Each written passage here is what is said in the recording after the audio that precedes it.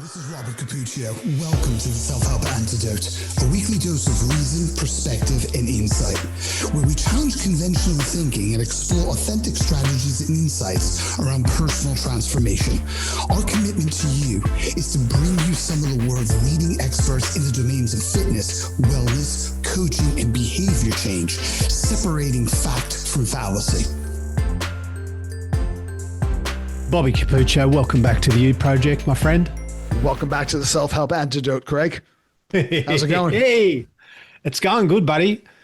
Life is good. It sounds a bit cheesy, right? Sometimes I feel like, I don't know. I don't want to sound trite, but I am very grateful. I don't know whether or not it's genetic or it's something that I've developed, but I do really have an ever-present sense of gratitude for how good my life is. And maybe it's because I talk to a lot of people whose lives are not great.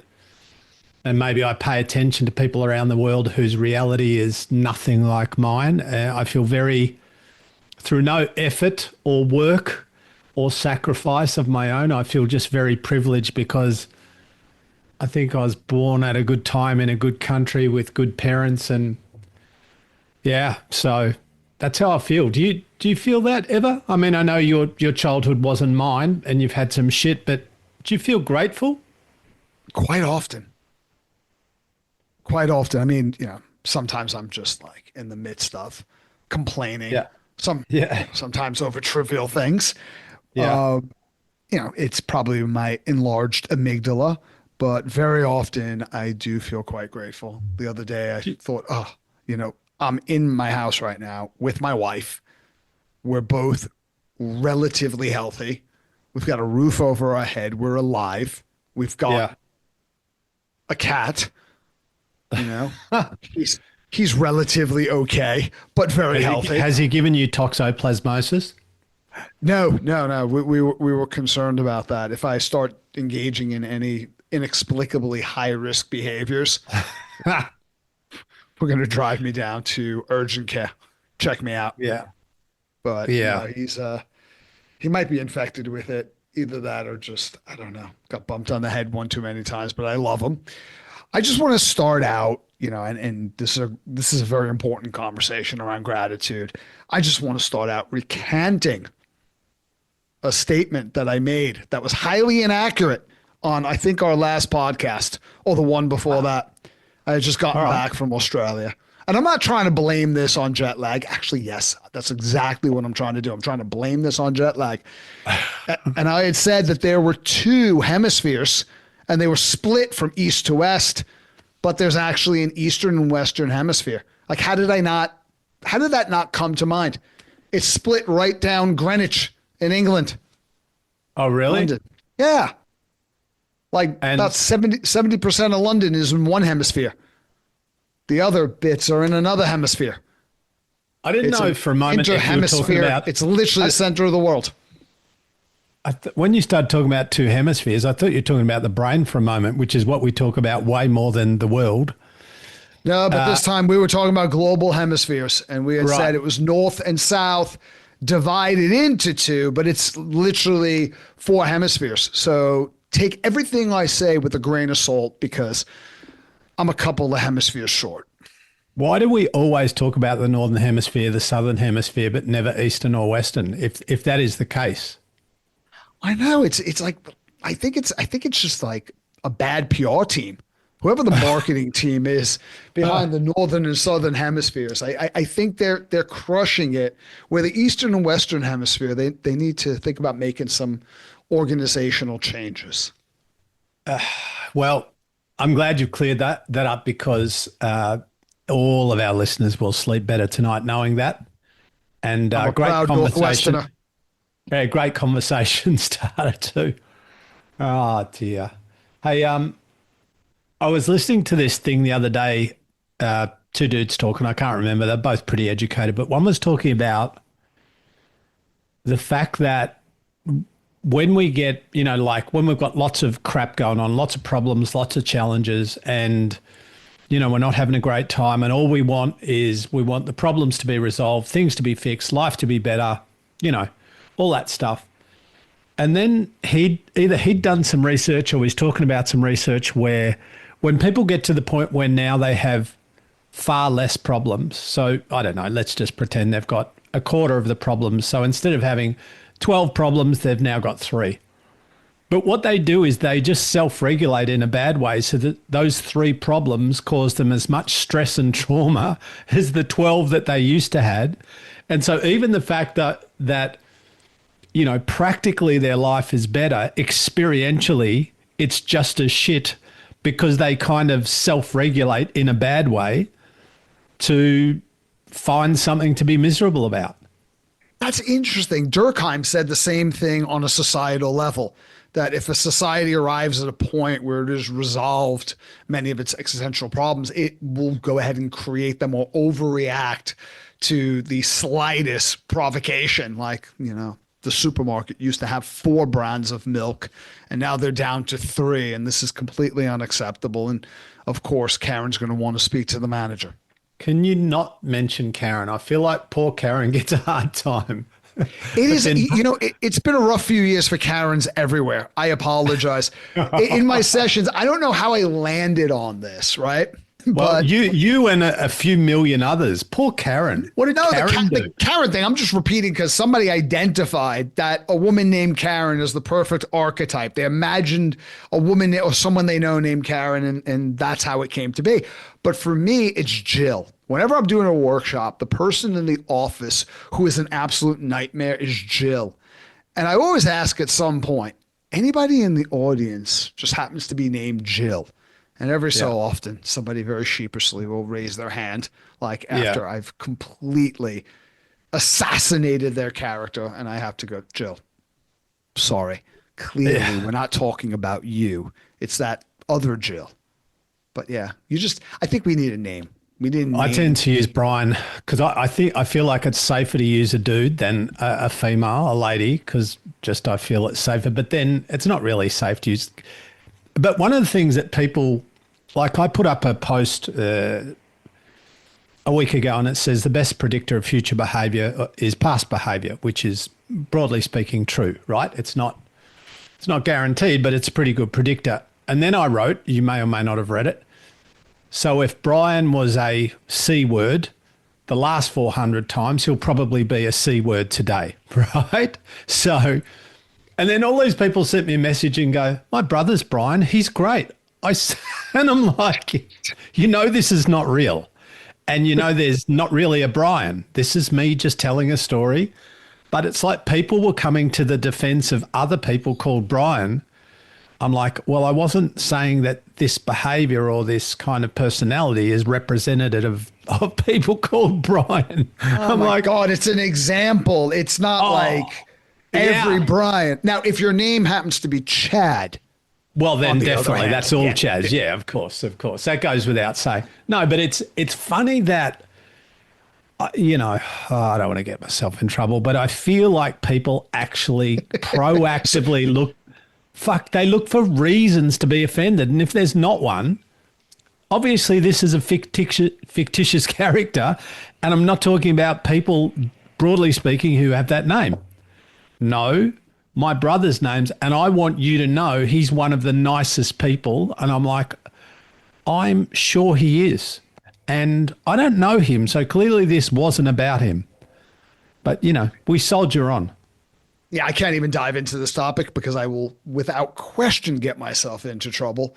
Me and you doing a podcast episode and trying not to get ourselves in trouble. So, well, thank you for attending another episode of the You Project and the Self-Help Antidote. Might as well wrap it up right here. You were telling me before we went live that without throwing you under the bus, but you'd been dealing with a few challenging things today and a few, you know, a bit of stress going on. What's your you're in a leadership position, you're a coach, you're a teacher, you kind of manage individuals, lead people, all that stuff. Well, more in a leadership capacity, I guess, than a management role per se. But how do you approach, and I know there's no 3-step plan or generic kind of protocol, but when you're around people that are, let's just call it what it is, metaphorically losing their shit for a good reason or not a good reason, doesn't matter. What do you do? Like, how do you what are some of the things that you do? Because I feel like more and more of us are around people at the moment who are struggling. And just again, underlining, no 3-step plan, we get it. But how do you approach it? Man, this came up in a seminar I was giving yesterday. Actually, a question came up where I'm like, "Ooh, I think that's above my pay grade." But there were a lot of questions along these lines, and it came up with because very often we'll experience, especially when we really care about the person and we're invested, we won't just experience empathy, but we'll experience emotional contagion, where we'll become overwhelmed in that situation, or somebody says something that triggers an unresolved issue in our life that we might not even realize is unresolved, and we experience what's called vicarious trauma. Yeah. And that in both of those scenarios, and I was kind of doing this a little bit with my wife, to be really candid, you get into a position where you're no longer as readily able to act compassionately. Because empathy is good, because when you have empathy and you can project yourself into the situation, the thoughts and behaviors, the feelings of another human being, you're more motivated to act on their behalf to help lessen their suffering to a point. You could cross that threshold easily where I become so consumed with their situation that I've crossed the line into sympathy. I'm no longer feeling with them, I'm feeling for them, and I'm more acutely aware of my own emotional impact listening to their story. So the first thing is grounding. Like, if I know that, first of all, do you know you're going to go into a high stakes conversation, or do you not know you're going to go into a high stakes conversation? It just appears in the natural flow of the dialogue. I try to find grounding, like feet flat on the floor. Like, what am I feeling in a tactile way? Second is interoception. What is the physical sensation? Because before you know exactly what you're feeling, you identify that something has physiologically changed, and you experience a sensation that's coupled with elevated emotional arousal. So where is that in my body? I instantly start to look inside. Is it a constriction? Is it like a tensing sensation? Where is it? Is it in my chest? Is it in my jaw? I lean into that a little bit. So as I'm talking to them, I'll go into that sensation.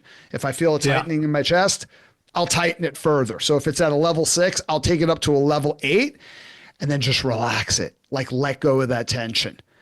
Second thing is I'll start to be mindful, but not mindful in terms of what's going on with me, what's going on with them.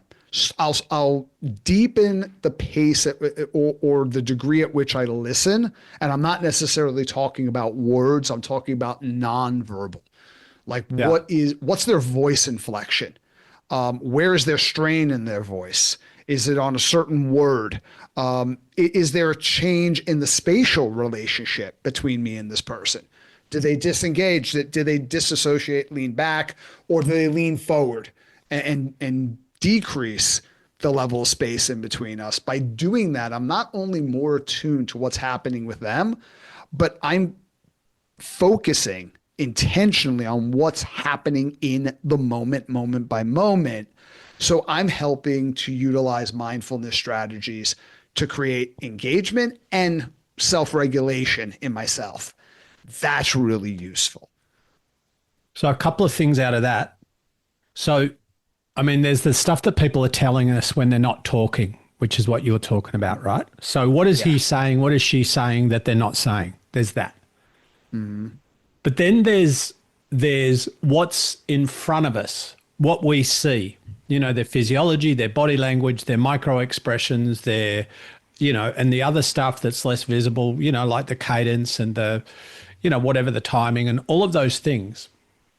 But then there's our ability to be able to accurately interpret that. Because seeing one thing is something, knowing what that accurately represents, that's another thing. Like, because it's all well and good to go, like I've looked at some people and gone, they fucking hate me. And they don't hate me. They love me. They're just intrigued. But their face is going, you're a prick. But that's, I'm like, oh, like you and I have spoken about in audiences where we think somebody hates us and we find out later, no, they were just really engrossed. Let's unpack that for a bit, because you're right. And I'm not doing this to accurately interpret what's happening with them. I'm doing this to stay anchored to them, to pay attention to them and not kind of leave them as I lose myself in my own emotional reaction to their situation or their experiential state. So I'm kind of anchoring myself to this. I'm doing it from care, which, Stephen Porges talks about. That facilitates a polyvagal response where we stimulate the ventral nerve branch of the vagus nerve. Okay, dumb that down for us. We are engaging our nervous system in a way that is supporting a parasympathetic state, rest and digest. We're moving into a greater state of relaxation. I need to stay connected to that person, but simultaneously stay connected to myself in the moment. So my level of arousal does not elevate to the point where, one, like I'm in a very precarious situation, or two, I'm completely useless for this individual. So I'm just concentrating on, I'll just exhale for a greater duration than I'm inhaling. That could be really useful. And if you're in a situation with someone where you just can't, right? And it's not where it would be completely inappropriate to end the conversation. It's not like this is a sick patient and you're a doctor or you're a therapist and they're in crisis. You could also say, hey, you know what? Be vulnerable. This is very important to me, what you're saying. Yeah. I'm quite invested in this. At the same time, I deeply care about you as a person, and I'm noticing that I'm having a reaction right now where I don't feel I'm being as present as I can be with you. Can we take a break? Because I want to be able to give this the attention that it deserves and bring all of myself to this conversation.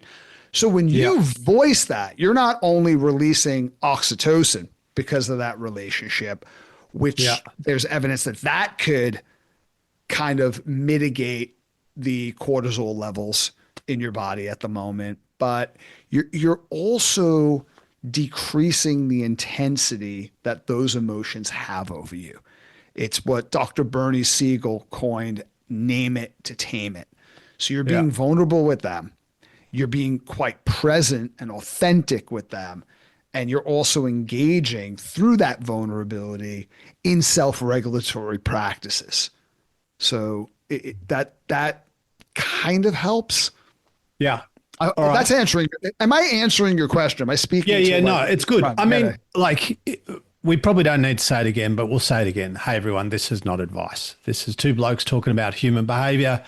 And both Bobby and I are always in front of people, either one-on-one or with groups. And this is just something that we navigate a lot. I don't think either of us do it perfectly, probably never will. But I like to talk, you do what I do what you do. Slightly different, but there's a lot more similarity than dissimilarity. So I'm genuinely curious about your perspective and your kind of operating system in a similar place to mine. My next question is, how do you figure out how much to help or intervene or, and the reason I say that is, like, I literally coached someone this morning and they asked me a question and they weren't really looking for an answer. They were looking for endorsement. And I went quite, not brutally, but quite, I go, you don't need to ask me that. That's a dumb question because you know. And they went, yeah, I know. I went, okay, good. And they weren't hurt. They weren't upset. But I just feel like there's a point where helping people becomes unhelpful because we still we want to support people, love people, care for people, but we don't want to become enablers. So now they can't do anything unless we're around. They have no resilience. They can't perform under pressure, which is where our conversation started. So what's the line? Where do you so you're talking about a coaching-based situation. Yeah, like but I mean, or a client. One of the things I used to say to my clients, and I meant this, and this is a very bad business strategy, but it aligned with my ethics. I would say to my clients, my job is to teach you as much as I can, as quickly as I can, to get you up to speed, to help you get in the best shape that you can in the time that we have without you being injured, to create an experience that you enjoy, and then for me to get out of the way. My job is to make myself redundant, right? Because I don't want you to be dependent on me, because that's great for my ego and my bottom line, but it's shit for you. I want you to become the weapon. I want you to become empowered. I want you to be resilient. I want you to understand your body. I want you to be able to be the calm in the chaos, right? And that's literally, or a version of that is what I would say to people.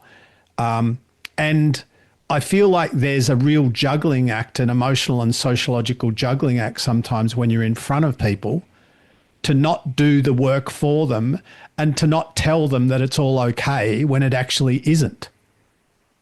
I agree with you. I mean, in certain situations, you're not giving a keynote or a seminar, you're giving a workshop. Well, people are kind of coming there to be told what to do. Here's step number one. Here's step number two. If you omit that, it's kind of, why they bought the ticket. So the context of the situation speaks to what the boundaries are there. In a coaching-based conversation, this is whether I'm doing a group coaching session with a group of executives or whether I'm coaching one-on-one. Can I interrupt for 1 sec? Sorry to be a prick. Most of our listeners are not coaches. So can we fuck off that as a coach? Can we just go as a person talking with another person? So just, it could be a friend. Enough. It could be a mum, not a client, just another human that you know. And we don't need to be psychologists or coaches to be able to have meaningful conversations with people about. So let's just, if we can make it more. That's such a fair point. Thank you for that. Let's make it more, because we're not talking to coaches and psychs. We're talking to, just our regular listener who wants to apply this. Just as relative to the average punter as possible. For me, is there an imminent threat? So somebody tells me that they're thinking of hurting themselves, right, or thinking about hurting someone else, right, or they've done something that is highly injurious, So you're talking to your nephew, and they just revealed that they had stolen from your brother. Right. Yeah, those are things where I'm going to intervene a lot of the time because someone's welfare is at stake. Yeah. My take on it is whenever you become the solution for here's what you need to do. Yeah. You're really screwing people up because one, there's readiness.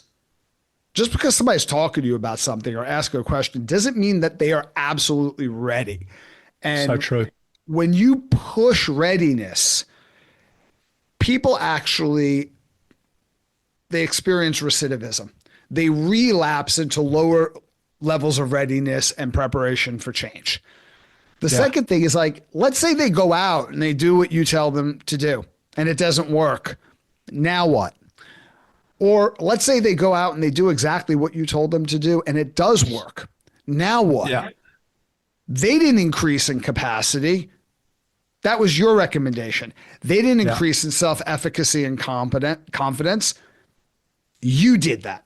So I'm really reluctant to go out and give advice because it's not often followed. Sometimes it's more harmful than it is helpful. A lot of times when somebody says, hey, I want to ask you a question, what they're really saying is I want to talk things out in my head so I can get a little bit greater clarity around where I am at the moment.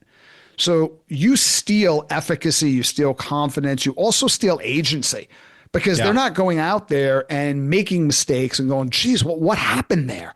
You know, what did I learn from that? What did I learn from what went well? What did I learn from what I was kind of hoping or I thought would go well, but it didn't? That's interesting.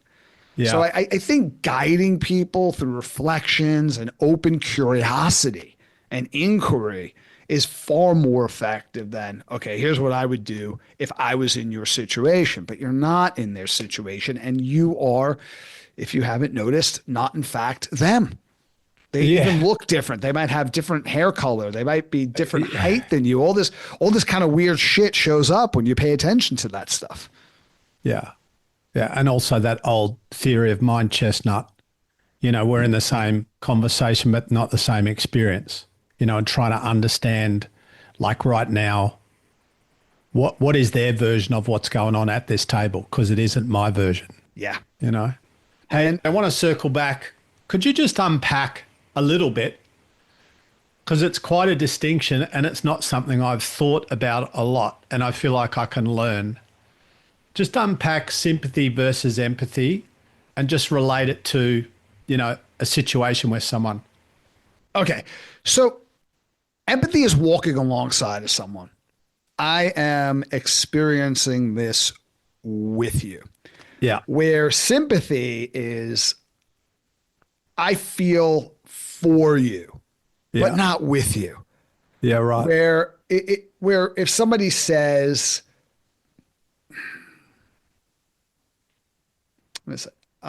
okay, I broke up with someone, or someone just broke up with me. Yeah. And they're talking about, you know, how they feel. And it's like, you reflect back, wow, that rejection, it's so isolating. You know, it's like you gave your whole self to someone. You were so open. Yeah. And it feels like they threw that away. It feels like you've been thrown away. Yeah. It's devastating. It's just, you know, all you're experiencing right now is your pain. That is sitting in it with someone. Yeah. Where sympathy, I'm more focused about how this conversation is making me feel. It's like, oh my God, I remember when I was broken up with, it was the worst day of my life and I thought she was the one. And I'm just trying to manage the situation. Yeah. Because my feelings are overwhelming. It's like, Craig, you know, you're a good looking guy. What are you talking about? It's like, she wasn't the first. She's not going to be the last. And, you know, I start solving your problem for you. Yeah. That's not, I mean, it's fresh. It's raw. Or it might not be fresh. Maybe like this happened 2 months ago, but it really sucks still for this individual. They don't need your autobiography and they don't need your solution for their life. It's kind of offensive too, because, you know, empathy speaks from the place of, I am here with you in the pain and discomfort. Yeah. Where sympathy is like, you poor bastard. You're either incapable or unwilling to change your situation. It's a demeaning way of looking at somebody disguised as something altruistic. Sympathy kind of sucks. Wow. Okay. You know, like with the homeless. Yeah. All right. Yeah. Yeah.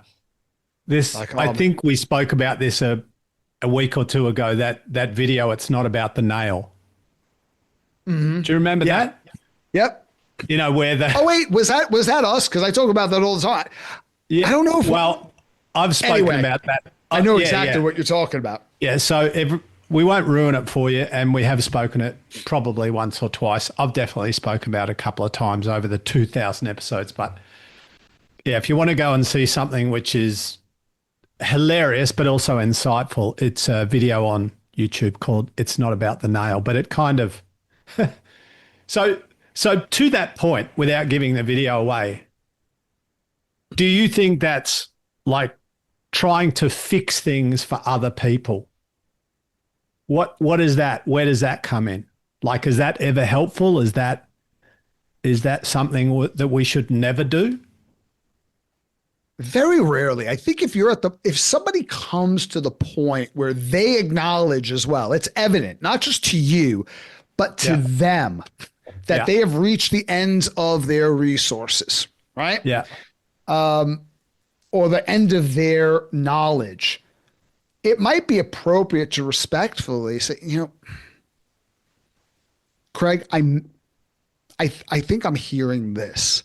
I think you're wanting this, and this is kind of a barrier. Do I have permission to like maybe share something with you? Or how would you feel? Is it okay if I share something with you that is directive, but it may be helpful? Yeah. Because I think that's a respectful way of saying, no, it's not this hierarchical relationship where I possess something that you need.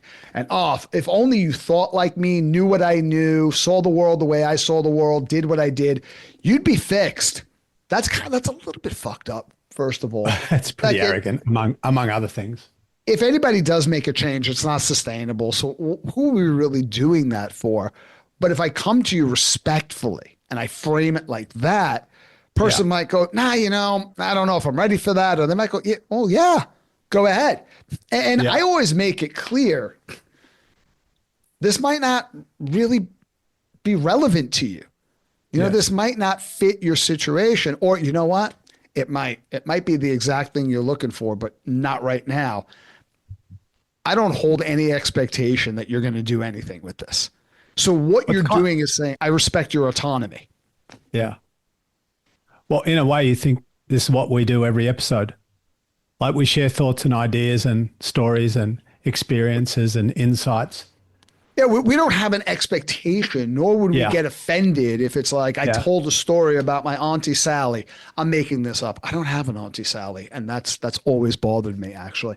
But my Auntie Sally did something, and, I think everybody should do that. And if a listener didn't go ahead and get into real estate, I'd be somehow offended or slighted or felt like, oh, what a waste of time this episode was. It's just, that would be pathological, wouldn't it? Yeah. What about if we turn it around now? What about you? Like how much do you want to open the door to other people about your own stuff? Or how often, if at all, do you seek advice or feedback or just a sounding board? I seek sounding boards quite a lot because I have a lot of voices in my head, not meaning they're not out loud and audible. It's not. Yeah. It's not a crisis, but we all have different versions of myself and of ourselves, and my versions talk quite a bit. So for me to sit down with somebody and talk through what I'm going through, it just helps me get clearer. And just expressing that and having somebody listen is enormously valuable. When I say to someone explicitly, what are your thoughts about this? I really want to know what their thoughts are. If I say, hey, as a matter of fact, I feel like I've gotten a little bit cross with people in the past when I was like, all right, tell me where I could have done better in this situation, or talk to me, and they didn't, and they sugarcoat it. It's like, God, I'm either not worth the discomfort, right? Or I was imposing upon you. You're like, oh, shit, Bobby's got an issue he wants to talk about now. I was just kind of hoping we'd go grab a beer.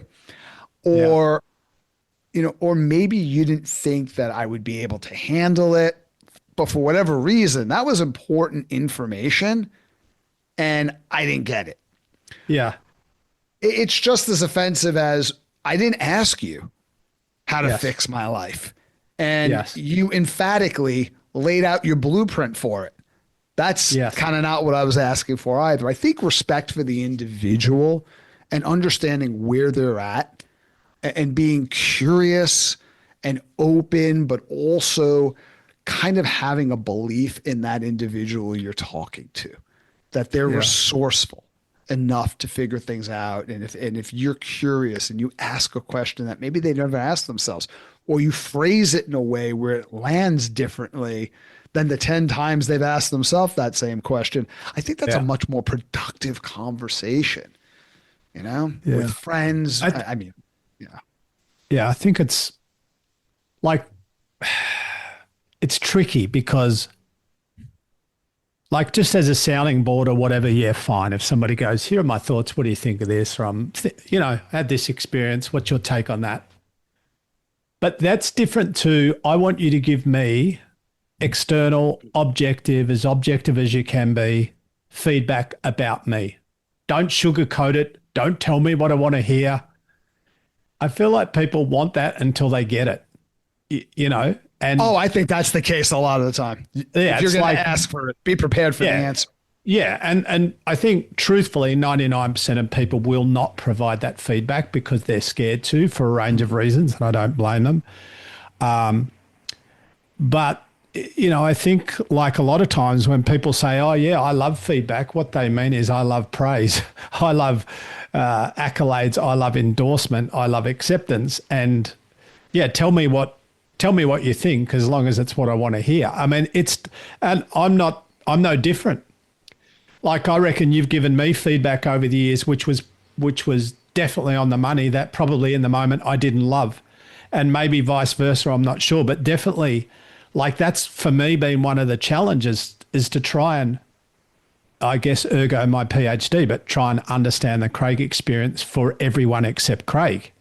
Like, what is it like? What is it really like being around me? What is this behavior or this kind of energy like? What does that show up like for everyone else? And that, because there's that old chestnut, the false consensus effect, where we just think that how we think is how they think, and what we see is what they see, and our intention is their experience, and all of that kind of very egotistical kind of thinking about reality, is that my reality is theirs. But then you kind of dig deep and you go, no, the only person in the world who sees this exactly like me is me. The only person in the world remotely in my reality is me.